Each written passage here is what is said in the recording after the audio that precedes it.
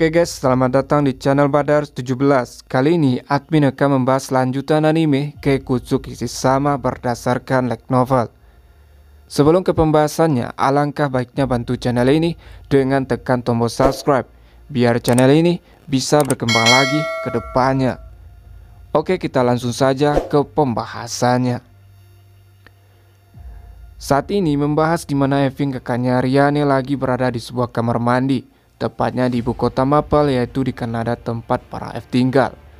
Setelah mandi, Evin berencana pergi ke Gunung Columbia untuk memenuhi permintaan dari Ariane, di mana dia akan bertemu dengan Dewa Naga Velvi Visrote. Tujuannya menemui Naga Velvi Visrote demi untuk menyampaikan pesan dari Naga Villervim, penjaga mata air Lorcron. Sebab Evin sangat dekat dengan Naga Velvi Visrote. Jadi karena itulah Ariane meminta kakaknya yaitu Evin untuk menyampaikannya. Evin ini adalah seorang prajurit Mapel yang sangat disegani karena dia sangat jago dalam bela diri. Bahkan Gunung Columbia yang dikenal banyaknya monster berbahaya, dia tidak punya masalah dengan berpergian ke sana seorang diri. Setelah mempersiapkan semuanya, Evin pun pergi ke kuil teleportasi untuk pindah ke sebuah desa dekat dengan hutan Columbia. Sebab tidak ada kuil teleportasi di Gunung Columbia.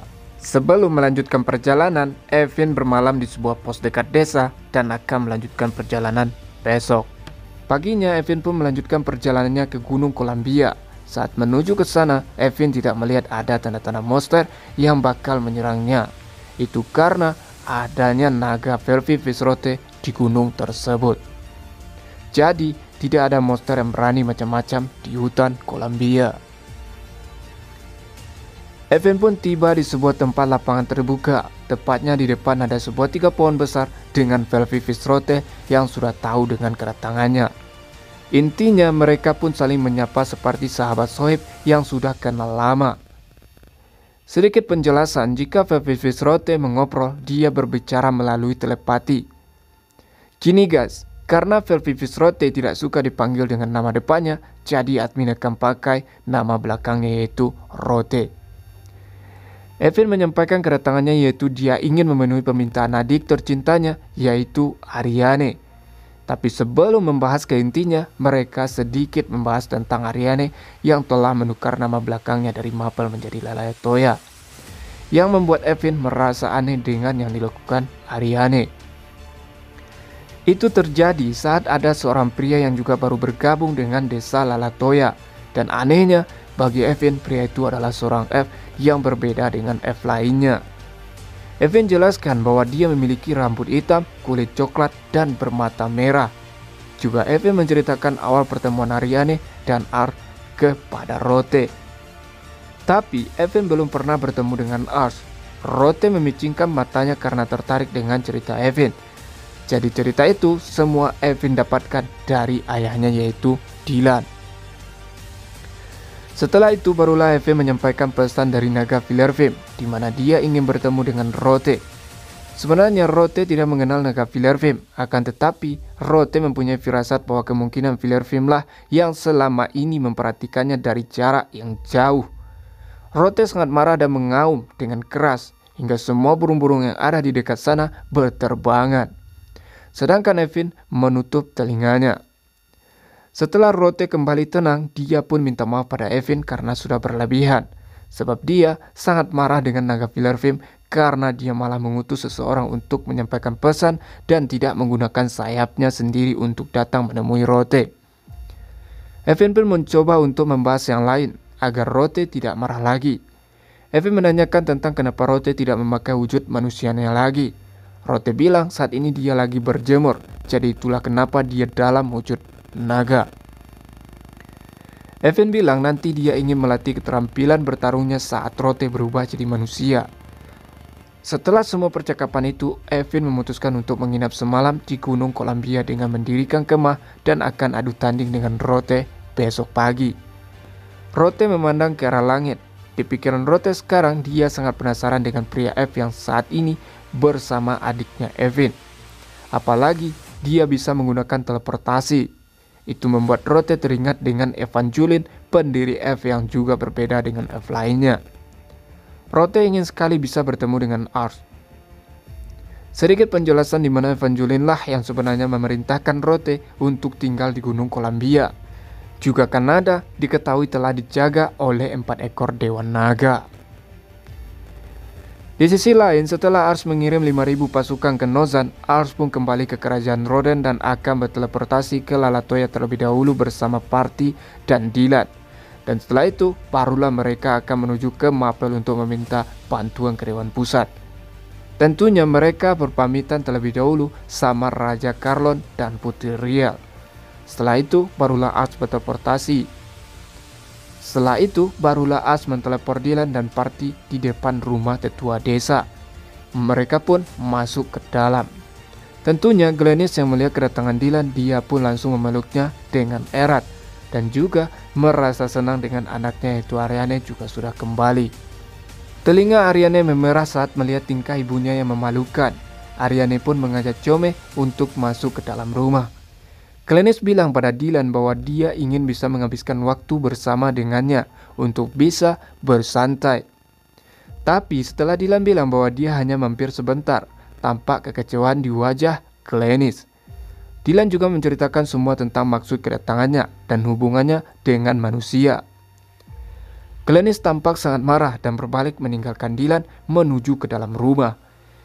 Itu sungguh sangat menyedihkan bagi Dylan.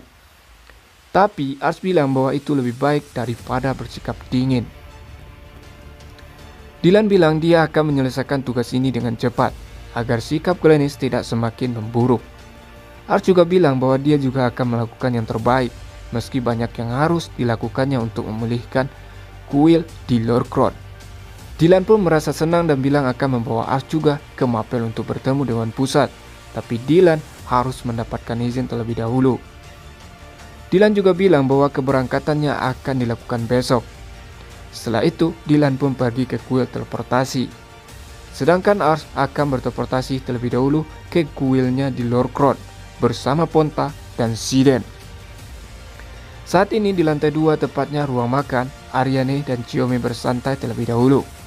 Di sana juga ada ibunya yaitu Glennis yang masih marah pada Dylan. Arianne hanya mendengarkan ocehan ibunya, di mana Glennis sangat berharap sekali bisa bersantai dengan Dylan ketika melihatnya pulang dengan cepat. Tapi malah dia memilih akan pergi lagi untuk menemui Dewan Pusat ke Mapel. Meski begitu, Arianne hanya bisa mendengarnya saja, sebab yang dilakukan Dylan sekarang adalah sesuatu yang sangat penting. Tapi melihat Glennis seperti itu adalah sesuatu yang wajar. Arianne pun merasa ada seseorang yang tidak ada di rumah. Arianne bertanya di mana Ars. Ketika Chome keluar dari jendela, dia tak melihat Ars dan Siden sama sekali. Arianne berasumsi kemungkinan Ars sekarang pergi ke kuil untuk membuat agar Siden bisa bermain terlebih dahulu di padang rumput. Arianne pun mengantar Chome ke kamar yang sudah disediakan untuknya. Setelah itu, Arianne pun kembali ke kamarnya dan mengganti pakaiannya. Setelah itu, Arianne pun kembali ke kamar Chome, karena dia tidak bisa meninggalkan Chome sendirian di kamar yang asing baginya. Ketika Arianne sampai di kamar Chome, Arianne melihat Chome tampak seperti orang yang kebingungan. Tapi ketika Arianne menanyakannya, Chome bilang dia mengkhawatirkan teman-temannya di kerajaan Nozan dan juga Goemon yang lagi ada di kerajaan Devren. Setelah mendengar itu, Arianne pun kembali ke kamarnya dan mengambil pakaiannya di waktu masih muda dan membawanya ke ruangan Chome. Kemudian memakaikannya pada Chome. Tak lama perut Arianne berbunyi, menandakan dia sangat lapar. Arianne pun pergi menemui ibunya Glennis untuk menanyakan tentang sarapan hari ini. Glennis bilang dia masih belum membuat sarapan hari ini dan menyuruh Arianne untuk mandi terlebih dahulu. Saat ini kemarahan Glennis pada Dylan masih belum hilang. Arianne pun kembali ke kamar Chome dan mengajaknya untuk pergi mandi bersama. Saat Arianne keluar dari pintu rumah, dia kepikiran dengan Ars. Sebab jika ada Ars, dia bisa saja meminta Ars untuk menteleportnya ke pemandian panas yang ada di Lorcrot. Tapi untuk sekarang dia hanya bisa memakai pemandiannya sendiri. Arianne sempat memikirkan Ars yang saat ini sedang menikmati pemandiannya. Arianne pun membawa Chome ke pemandian yang agak sedikit jauh dari rumahnya. Sesampai di pemandian, Arianne pun menanggalkan semua pakaiannya, yang membuat Chome sedikit malu-malu, sebab Aryane memiliki dada yang besar, sedangkan Chome masih dalam pertumbuhan. Di pemandian, Aryane membantu Chome untuk memijat kepalanya seperti adiknya sendiri. Aryane pun sempat kepikiran dan merasa semua telah berubah semenjak ada Ars. Sebab dulu mereka bersusah payah dalam membebaskan teman-temannya yang diperbudak. Akan tetapi sekarang, sejak ada Ars, banyak para budak yang telah dibebaskan. Intinya, Aryane dan Chome mengobrol tentang pertama pertemuan mereka dengan Ars, sampai semuanya jadi sangat mudah. Oke guys, cukup sampai di situ dulu pembahasan kali ini. Terima kasih sudah nonton sampai habis. Salam Nakama.